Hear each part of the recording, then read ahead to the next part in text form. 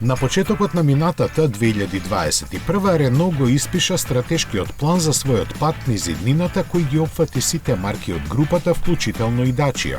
Сега, скоро 2 години после тоа, романскиот производител е подготвен да зачекори по него и заедно со промената на идентитетот го представи концептот Манифесто.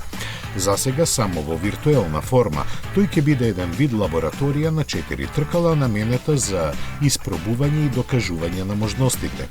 Ги обединува и потврдува вредностите за кои Dacia се залага, да произведува едноставни, робусни, пристапни и еколошки ефикасни автомобили кои одсега ќе бидат наградени и со иновативни решенија.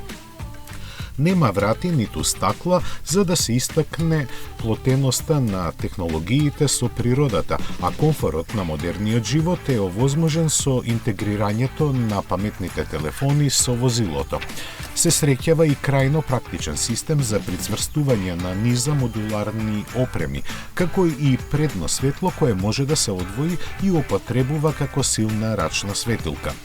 Натрешноста е водоотпорна и може да се исчисти со млаз вода, а прекривките на седиштата се претвораат во вреќи за спиење. Содржи и други решенија, но прашање е што од сето ова ќе стигне до сериските автомобили кои сега се со ново лице.